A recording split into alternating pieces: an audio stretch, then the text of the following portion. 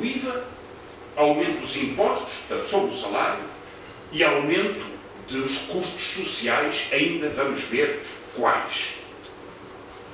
Com uma confusão ainda muito grande, hoje Passos Coelho, enfim, como sabem, pediu desculpa por facto de ter, poucas semanas depois de ter sido eleito, com a promessa de que não ia aumentar impostos e o facto de o ter feito. José Sócrates, que insiste, não deve pedir desculpa, fez exatamente o mesmo. Foi às eleições dizendo não vamos aumentar impostos e realmente temos agora um aumento dos impostos. E temos, sobretudo, esta concepção, que é a concepção dos banqueiros. Foi exatamente o que eles disseram. É preciso reduzir o rendimento. E nós olhamos para este problema e eu acho que é aqui, e era com isso que queria concluir, que está o cerne do problema. Porquê é que nós temos uma dívida tão grande? Um déficit tão grande? Sabem porquê? O déficit disparou para 9%, porque perante a recessão houve algumas políticas de apoio social e, sobretudo, políticas de apoio ao sistema financeiro. Quem beneficiou disso foram os bancos. Os bancos garantiram poder ter acesso a crédito internacional com a proteção do aval do Estado, que pôs lá 5 mil milhões de euros, diretamente. Agora, os bancos que conseguiram financiar-se, apoiados pelo Estado, quando tinham provocado uma crise especulativa gravíssima a nível internacional, é verdade, e também em Portugal é inteiramente verdade. Agora, perante o déficit, vem dizer, pagaram-nos, depois voltemos a pagar. E voltamos a pagar. Com o aumento das taxas de juros, viram ontem, os spreads já estão em 4%.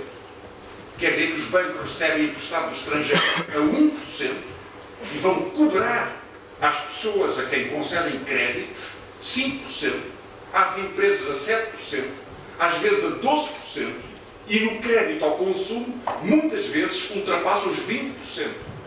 Eu lembro-vos, são bancos que têm dinheiro a 1% e que chegam a emprestar a 20%. Ou seja, é agiotagem organizada e generalizada. E esta ideia de que o sistema financeiro tem que ser o centro da vida económica do país e que toda a economia tem que estar consagrada a dar-lhes todas as vantagens, não tem nenhuma racionalidade democrática ou económica. Não tem nenhum sentido. Porque é um servidor que nunca para. Ora, o contrário, um governo com uma política decente, ativa, combativa, igualitária, o que devia fazer precisamente era responder a esta ameaça dizendo não, agora é tempo de devolverem, tiveram vantagens, é tempo de pagarem impostos. A Associação Portuguesa de Bancos, a semana passada, vangloriou-se de ter pago em 2009 o sistema financeiro português 10% de IRC. 10%. O problema é que já Sócrates diz agora o IRC vai ser 27,5%. Só de 25% para 27,5%. A resposta deles foi esta. Foi rirem-se dele. Pagamos 10%. Porquê? É fácil saber porquê. Porque há um offshore na Madeira. Porque o banco diz que os seus lucros são registados no offshore. Mas os custos, o pagamento aos funcionários, o pagamento das sedes, o pagamento das comunicações, da sua atividade, estão registados no continente. No continente é onde se pagam impostos, mas os custos abatem os impostos e os lucros na Madeira não pagam impostos porque para estas agências financeiras o IRC é 0% na Madeira. O dinheiro vai da Madeira para as Ilhas Caimã. Havia um problema com as Ilhas Caimã porque eram considerados um offshore obscuro do ponto de vista judicial. O Governo veio resolver este problema esta semana, declarando que a partir de agora retirou as Ilhas Caimã da lista negra dos offshores em Portugal. Na campanha eleitoral dos Estados Unidos, não sei se se lembram, o Presidente Obama, que era candidato então, deu um exemplo extraordinário sobre as Ilhas Caimã.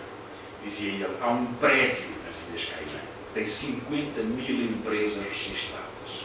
50 mil empresas.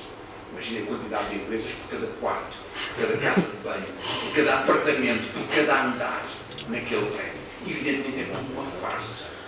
Não há nenhuma atividade no offshore. Na Zona Franca da Madeira não há nada.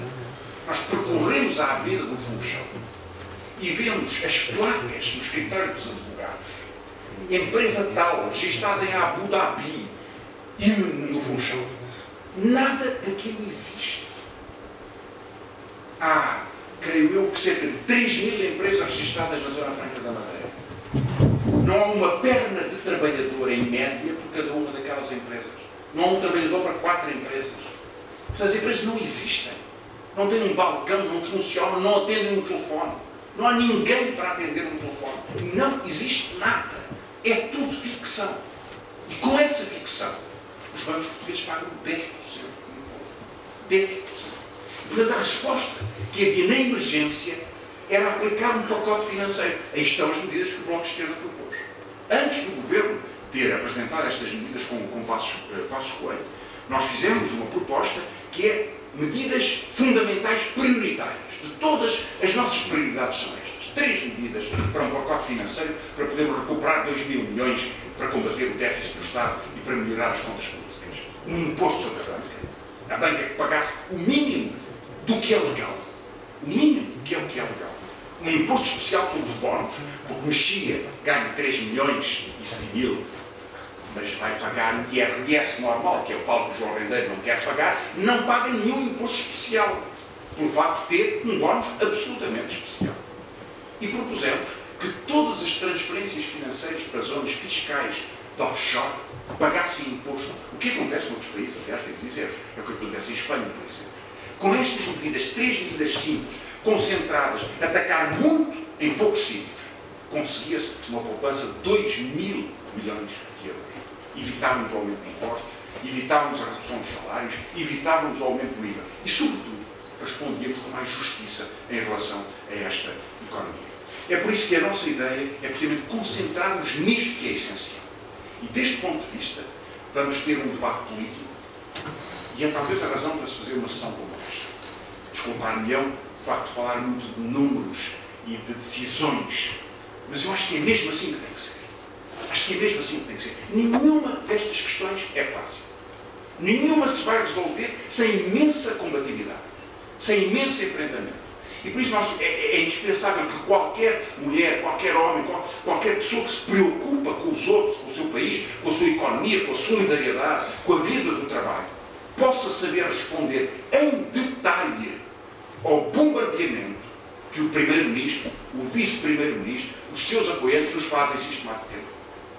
E, aliás, é bem importante percebermos como é que se cria uma espécie de consenso desta proposta dos banqueiros, reduzir o rendimento.